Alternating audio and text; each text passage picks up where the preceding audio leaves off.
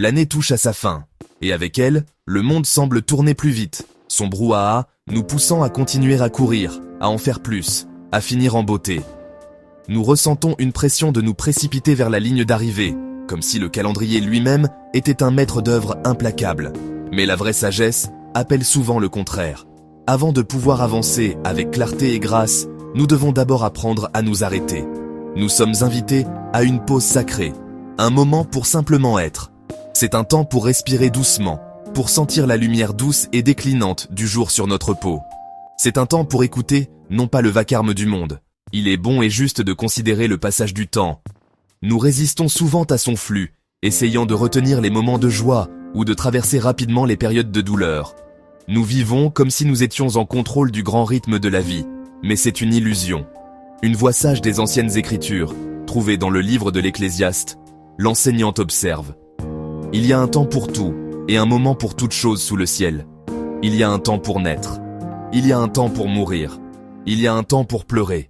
Il y a un temps pour rire. Après nous être imprégnés de la sagesse tranquille des saisons, de leur cycle immuable de naissance, de croissance et de repos, nous pouvons nous tourner vers l'intérieur. C'est dans ce silence, inspiré par la nature, que nous pouvons laisser nos cœurs parler. Leur langage n'est pas fait de mots, mais de ressentis, de murmures profonds. La prière ne nécessite pas de mots élaborés ou savants. Elle n'exige aucune performance, aucune perfection. Elle peut être aussi simple et naturelle que la respiration. Un soupir de l'âme qui se confie à plus grand qu'elle. Commençons par une prière d'acceptation, car c'est le sol fertile où la graine de la paix peut germer. C'est la fondation sur laquelle toute paix intérieure est construite, la clé qui ouvre la porte à la sérénité.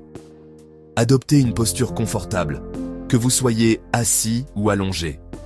Sentez le soutien de la terre sous vous. Fermez doucement les yeux et laissez ces mots devenir les vôtres, les portant sur le souffle de votre propre respiration. Saint, toi qui tiens toutes mes saisons, les étés de joie comme les hivers de doute, aide-moi à accepter ce qui a été. Aide-moi à voir cette année passée, non pas avec jugement, mais avec des yeux de grâce et de compassion. Donne-moi le courage de cesser de me battre contre ma propre histoire, de relâcher ma prise sur les si seulement et les j'aurais dû. Je dépose ma colère pour ce qui a mal tourné, pour les attentes déçues et les chemins qui se sont refermés. Je la laisse se dissoudre. Je dépose ma tristesse pour ce qui a été perdu, pour les absences qui pèsent lourd et les rêves qui se sont évanouis. Je la confie à ta tendresse. Je dépose la peur de l'avenir, cette anxiété qui m'empêche de vivre pleinement le présent. Je choisis de me tenir ici, en ce moment, dans ta paix. Ancré dans cet instant, je trouve refuge. Amen. Une fois que nous avons trouvé un lieu d'acceptation, un espace de calme au milieu de la tempête, nous pouvons commencer à regarder au-delà de nos luttes. C'est dans ce sol fertile de l'acceptation que la graine de la gratitude peut germer. La gratitude est la pratique de tourner notre attention vers cette lumière, même si elle n'est qu'une lueur lointaine. Ce n'est pas nier l'obscurité, mais choisir de ne pas la laisser nous consumer entièrement. C'est un acte de courage silencieux. Un esprit de gratitude peut alléger le fardeau le plus lourd, non pas en le supprimant, mais en nous rappelant la force que nous possédons pour le porter. Il nous ancre dans le moment présent, nous invitant à trouver de la valeur dans l'ici et maintenant. Dieu de toute bonté, merci pour les petites lumières dans l'obscurité, pour les moments de grâce inattendus qui percent le voile de nos soucis. Merci pour un repas chaud partagé avec quelqu'un d'autre, pour la nourriture qui nourrit le corps et la compagnie qui nourrit l'âme. Merci pour un sourire donné ou reçu inopinément, un simple geste qui nous rappelle notre humanité partagée. Merci pour la chaleur d'une tasse de thé entre mes mains, pour la sensation de la pluie sur la fenêtre quand je suis à l'abri. Merci pour le simple confort d'un endroit sûr pour se reposer. Un sanctuaire où le corps et l'esprit peuvent trouver la paix. Merci pour les leçons que j'ai apprises, même les plus difficiles, car elles ont sculpté ma résilience et approfondi ma compassion. Merci pour chaque souffle qui continue de soutenir ma vie, ce rythme constant et silencieux qui est le plus grand de tous les cadeaux. Dire merci ouvre nos yeux à l'abondance qui nous entoure, une richesse qui ne se mesure pas en possession, mais en moments de connexion et de beauté. C'est un antidote au poison du cynisme et du désespoir, une affirmation que la bonté existe toujours dans le monde. La gratitude déplace notre perspective d'un état d'esprit de rareté à un état d'esprit d'abondance, révélant les innombrables cadeaux que nous recevons chaque jour et que nous négligeons si souvent. Elle nous apprend à voir le miracle dans l'ordinaire, la poésie dans le quotidien. Ces petits moments de gratitude sont comme des fils d'or tissés dans le tissu de nos journées. Ils ne changent peut-être pas les événements, mais ils transforment notre expérience de ces événements. Rassemblons-les comme des pierres précieuses, les gardant dans notre mémoire. Chaque pierre est un rappel de la lumière, une preuve de la bonté, et un témoignage que même dans la solitude, nous n'avons jamais été vraiment seuls. Avec un cœur ancré dans l'acceptation et ouvert par la gratitude, nous pouvons maintenant aborder la tâche finale, l'acte sacré de lâcher prise. Nous portons tellement de choses avec nous. La blessure des mots prononcés avec colère, le lourd manteau du regret. Ces fardeaux n'étaient pas destinés à être portés éternellement. La fin de l'année est un moment naturel et sacré pour les déposer consciemment et intentionnellement.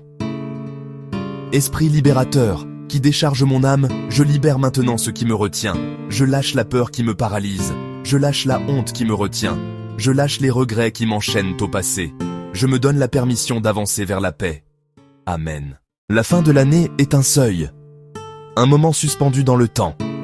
C'est une porte silencieuse entre ce qui a été, avec toutes ses couleurs, ses joies et ses peines, et ce qui reste à venir, un horizon encore inconnu, plein de promesses. Nous pouvons choisir de fermer doucement la porte de l'année passée, sans la claquer, sans amertume. Fermons-la avec gratitude pour ces leçons, même les plus difficiles, car elles nous ont façonnés. Et offrons le pardon pour ces blessures, un pardon qui nous libère avant tout nous-mêmes. L'avenir nous attend, non pas comme une suite inévitable du passé, mais comme une page blanche et ouverte, un champ de pur potentiel. Avant de nous y aventurer, choisissons de faire de ce moment présent un sanctuaire de paix, un espace sacré juste pour vous. Pour marquer ce passage, allumez une petite bougie, regardez sa flamme danser, vivante et fragile. Elle est le symbole de votre propre lumière intérieure. Prenez un morceau de papier et écrivez 3 mots qui résonnent en vous. Paix, gratitude, libération. Sentez le poids et la puissance de chacun. Maintenant, pliez le papier avec soin. Placez-le dans un endroit spécial, un tiroir, un livre ou près de votre bougie. Ce geste simple ancre l'intention dans votre corps, dans la matière. C'est un repère pour votre cœur, un rappel tangible de votre engagement envers vous-même. Et maintenant, prenez une dernière et profonde inspiration. Sentez la douce élévation de votre poitrine, l'air nouveau qui remplit vos poumons. Et en expirant lentement, visualisez que vous relâchez tout ce qui est vieux et épuisé. Laissez partir les tensions, les regrets, la fatigue. Vous êtes prêts. Entrez dans la nouvelle année avec un cœur plus léger, un esprit clair et une âme en paix. Amen.